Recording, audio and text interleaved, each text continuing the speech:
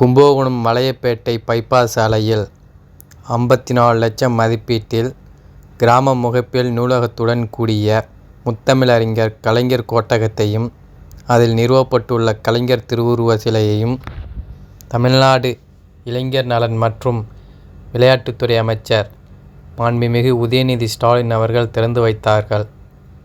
இதில் பள்ளி கல்வித்துறை அமைச்சர் மாண்புமிகு அன்பில் மகேஷ் பொய்யாமொழி, சுற்றுச்சூழல் மற்றும் காலநிலை மாற்றம் துறை அமைச்சர் மாண்புமிகு மெய்யநாதன், மாநிலங்களவை உறுப்பினரும் மாவட்ட செயலாளருமான கல்யாணசுந்தரம் அவர்கள், கும்பகோணம் சட்டமன்ற உறுப்பினர் சாக்கோட்டை க. அன்பழகன் அவர்கள், சட்டமன்ற உறுப்பினர்கள் திருவையாறு துரை சந்திரசேகர், தஞ்சை டி.கே.ஜி. நீலமேகம், பட்டுக்கோட்டை அண்ணாதுரை, பாபநாசம் ஜவஹர்லுல்லா, ஒன்றிய பெருந்தலைவர்கள் காயத்ரி அசோக்குமார், சுபா திருநாவுக்கரசு, ஒன்றிய செயலாளர்கள் கணேசன் சுதாகர், முத்துசெல்வம், அண்ணாதுரை, கூகூர் அம்பிகாபதி மற்றும் கழக நிர்வாகிகள், பொறுப்பாளர்கள், பொதுமக்கள் உள்ளிட்ட ஏராளமானோர் கலந்து கொண்டனர்.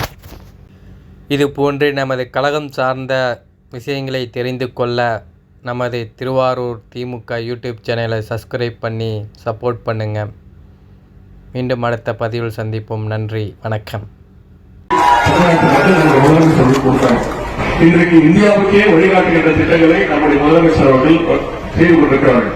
மகளிருக்கு விடியல் பயணம் திட்டம், புதுமை பெண் திட்டம், தமிழ் புதுவன் திட்டம், முதலமைச்சருடைய காலை உணவு திட்டம், இதற்கெல்லாம் ஒத்தாய்ப்பாக கலைஞர் மகளிர் உரிமை தொகை திட்டம் கிட்டத்தட்ட 1,16,00,000 மகளிருக்கு மாதம் 1000 ரூபாய் உரிமை தொகை வழங்கிக் கொண்டிருக்கிறார்.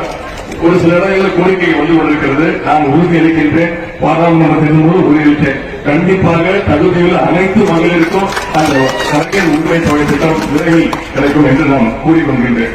இன்னும் 1.5 வருஷத்துல சட்டமன்ற தேர்தல் வரப்போகிறது.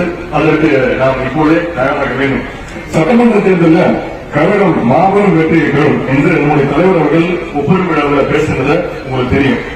அப்ப சொன்னார், அதீத நம்பிக்கையால நான் அப்படி சொல்லவில்லை.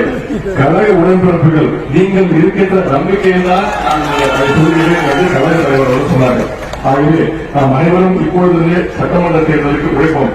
கழகம் மீண்டும் ஆட்சி அமைக்க நம்முடைய கழக தலைவர்கள் மீண்டும் முதலமைச்சராக அமர வேண்டும் என்ற அந்த ஒரே நோக்கத்தோடு இன்றைக்கு இந்த கும்பகோணம் கலைஞர் கோட்டத்திலிருந்து உறுதி ஏற்போம்.